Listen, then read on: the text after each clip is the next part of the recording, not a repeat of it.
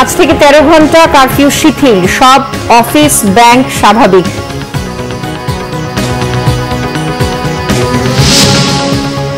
ইরানের তেহরানে আততায়ীর হত্যার শিকার হলেন ফিলিস্তিনি স্বাধীনতাকামী সংগঠন হামাস প্রধান ইসমাইল হানিয়া। দেখছিলেন সংবাদ শিরোনাম, এবার বিস্তারিত। আজ থেকে 13 ঘন্টা শিথিল কারফিউ, স্বাভাবিক সময়ে চলবে সরকারি বেসরকারি অফিস। সেই অনুযায়ী সরকারি অফিস চলবে সকাল 9টা থেকে বিকেল 5টা পর্যন্ত। একই সঙ্গে স্বাভাবিক সূচিতে চলবে ব্যাংক ও শেয়ার বাজার।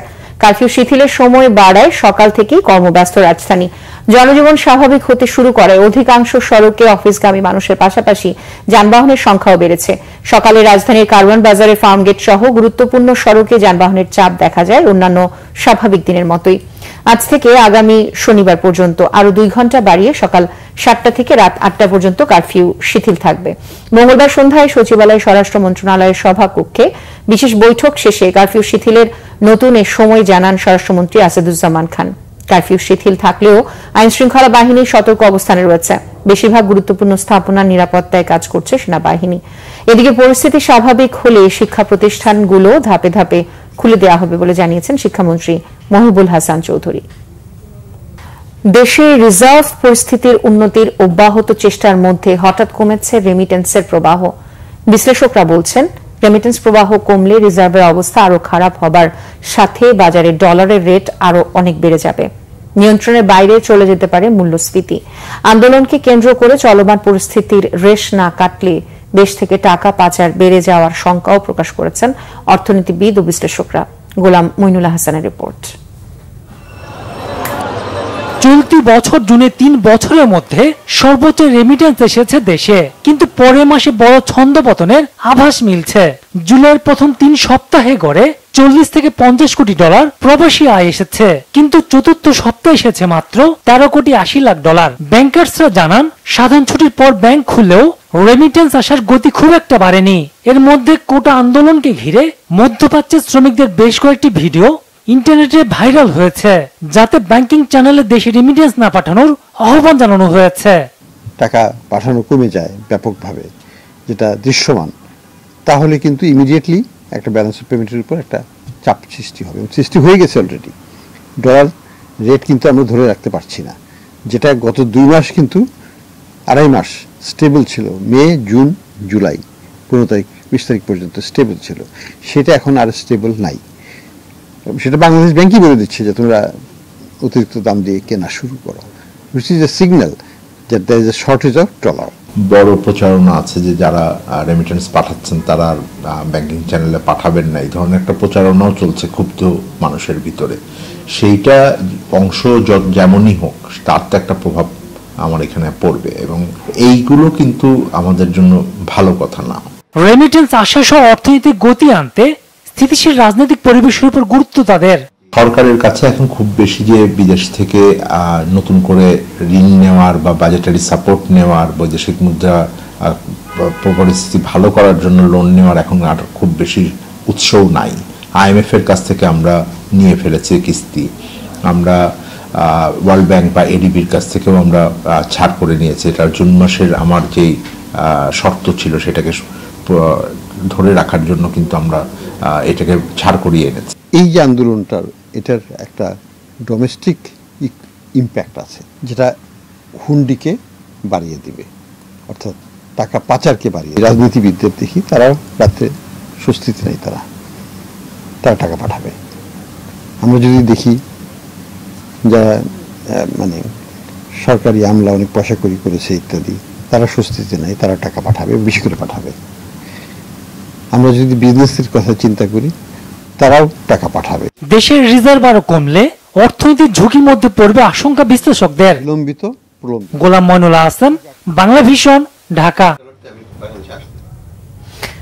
কোটা সংস্কারের আন্দোলন চলাকালে দুর্বৃত্তের হামলায় নরসিংদী জেলা কারাগার সহ সরকারি বিভিন্ন স্থাপনার শত কোটি টাকার ক্ষতি হচ্ছে। স্থাপনাগুলো নতুন করে সংস্কারের চেষ্টা প্রশাসনের। সিসিটিভির ফুটেজ বিশ্লেষণ করে হামলায় জড়িত সন্দেহে 2 জনকে আটক করা হয়েছে। বাকিদেরও খুঁজে বের করে দ্রুত আইনের আওতায় আনা হবে বলে জানিয়েছে পুলিশ। নরসিংদী থেকে লক্ষণ বর্মনের তথ্য ছবিতে ডেস্ক রিপোর্ট। গত 19 জুলাই শুক্রবার ঢাকা সিলেট মহাসড়কের জেলখানার মোড়ে কোটা সংস্কারের দাবিতে জড়ো হন শিক্ষার্থীরা। সড়কে অবস্থান নিয়ে শিক্ষার্থীদের বিক্ষোভের সময় একদল দুর্বৃত্ত জেলা কারাগার সহ বিভিন্ন সরকারি স্থাপনায় ব্যাপক ভাঙচুর ও অগ্নিসংযোগ চালায়, পুড়িয়ে দেয় কারাগারের অস্ত্র, কয়েদিদের সেল, বন্দিখানা, কারারক্ষীদের বাসভবন, যানবাহন ও প্রয়োজনীয় মামলার নথিপত্র। পরে কারা কর্মকর্তাদের জিম্মি করে মুক্ত করে দেয় 9 জঙ্গি সহ 826 জন কয়েদিকে। লুট করা হয় 85টি অস্ত্র। প্রত্যেকটা আসামির রুমগুলাতে ভাঙচুর করে সকলকে বের করে দিয়ে লুট করা, একদম এমন কোনো রুম নাই যে ভাঙচুর করা হয় নাই। তো এইটা কোন আন্দোলন আমার যুক্তিতে আসে না। একই সময় তাণ্ডব চলে নরসিংদী জেলা পরিষদ কার্যালয়, ইটখোলা হাইওয়ে থানা, পাঁচদোনা পুলিশ ক্যাম্প, মুক্তিযোদ্ধা কমপ্লেক্স, মাধবদী পোস্ট অফিস ও পৌরসভা কার্যালয়ে। কোটা আন্দোলনকে পুঁজি করে তৃতীয় পক্ষ এই হামলা চালিয়েছে, ধারণা শিক্ষাবিদ ও ব্যবসায়ীদের। আমাদেরকে প্রতিজ্ঞাবদ্ধ হতে হবে, যারা জেল থেকে দাগিয়ে আসামিদেরকে নেওয়ার জন্য জেলে ঢুকতে পারে তাদেরকে প্রতিহত করার জন্য জনগণকে জাগ্রত হতে হবে। এটা তো আসলে রাষ্ট্রীয় সম্পদ, এটা কোনো ক্রমেই কাম্য ছিল না। কোটা আন্দোলনের সাথে এর কোনো সম্পর্ক নেই। তো সেটা দেশের একজন নাগরিক হিসেবে অবশ্যই আমাদেরকে এটা আহত করেছে। এই ঘটনায় মামলা হয়েছে 11টি। 4 জঙ্গি সহ 263 জনকে গ্রেফতার করেছে পুলিশ। আত্মসমর্পণ করেছে অনেক কয়েদি। এখানে আমরা অনেকের ভিডিও ফুটেজ পেয়েছি, একদম সুনির্দিষ্ট সিসিটিভি ভেঙ্গে অনেকে মুখ বেঁধে এসেছে।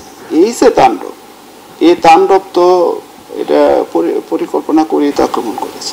আমাদের যারা গুলির নির্দেশ দিয়েছে এরকম আমরা এই 2 জনকে ধরেছি, তার স্পষ্টভাবে নাম বলছে। তা আমরা বিজ্ঞ আদালতে প্রেরণ করব। আসামি ও কয়েদি রাখার উপযোগী করতে কারাগার দ্রুত মেরামতের কথা জানিয়েছেন জেলা প্রশাসক। হামলার ধরন এবং ব্যক্তি বুঝে আমার মনে হয়েছে এটি একটি পরিকল্পিত হামলা। বিদ্যুতের লাইন, পানির লাইন, গ্যাসের লাইন সবগুলি কিন্তু দুষ্কৃতকারীরা একেবারেই সব ড্যামেজ ধ্বংস করে ফেলেছিল। এই মুহূর্তে কারাগার কিন্তু আপনার নিরাপত্তার দিক থেকে এটি এখন নিশ্চিন্ত নিরাপত্তার মধ্যে আছে। জেল সুপার জেলার ইতিমধ্যে বরখাস্ত হয়েছেন, নতুন জেল সুপার এবং জেলার এখানে এসেছেন, নতুন কারারক্ষীদের দলও এসেছেন, খাবার দাবার, লজিস্টিক, অন্যান্য সবকিছু এসেছে। ভবিষ্যতে যেন এ ধরনের ঘটনার পুনরাবৃত্তি না ঘটে সেদিকে সজাগ প্রশাসন। Bangla vision news desk. ইরানের রাজধানী তেহরানে আততায়ীর হাতে নিহত হয়েছেন ফিলিস্তিনি স্বাধীনতাকামী সংগঠক হামাসের রাজনৈতিক শাখার শীর্ষ নেতা ইসমাইল হানিয়া। ইরানের নবম প্রেসিডেন্ট মাসুদ পেজেশকিয়ান শপথ অনুষ্ঠানে অংশ নিতে তেহরানে সফরে গিয়েছিলেন তিনি। হামাসের বিবৃতিতে হানিয়াকে হত্যার তথ্য নিশ্চিত করা হচ্ছে। বিবৃতিতে জানানো হয় হানিয়ার আবাসস্থলে অভিযান চালিয়ে তাকে হত্যা করেছে জায়ানবাদীরা। গুপ্ত হামলায় হানিয়াকে হত্যার ঘটনা নিশ্চিত করেছে ইরানের বিপ্লবী গার্ডও। জানানো হচ্ছে বুধবার সকালে এই বাসার ভেতরে ঢুকে হানিয়াকে হত্যার অভিযানে তার এক দেহরক্ষীও নিহত হয়েছেন। এর আগে গত 10 জুন গাজার সাতি শরণার্থী শিবিরে ইসরায়েলের হামলায় হানিয়ার পরিবারের 10 সদস্য নিহত হয়। আর 10 এপ্রিল বিমান হামলায় গাড়িতে থাকা তার 3 ছেলেকে হত্যা করে দখলদার বাহিনী। ইসরায়েলি সেনাদের বিরুদ্ধে হামাসের প্রতিরোধ আন্দোলনের নেতৃত্ব দিচ্ছিলেন কাতারে অবস্থান করা হানিয়া। 2013 থেকে 14 সাল পর্যন্ত ফিলিস্তিনের প্রধানমন্ত্রী ছিলেন হামাসের এই শীর্ষ নেতা। এই ছিল এখনকার মতো। পরের সংবাদ সকাল 11টা। এছাড়া বাংলাভিশন সংবাদ ও সংবাদ সংশ্লিষ্ট অনুষ্ঠান দেখতে ভিজিট করুন www.bbnews24.com ও facebook.com/banglavisionnews এবং সাবস্ক্রাইব করুন youtube.com/banglavisionnews। এতক্ষণ সাথে থাকার জন্য ধন্যবাদ সবাইকে।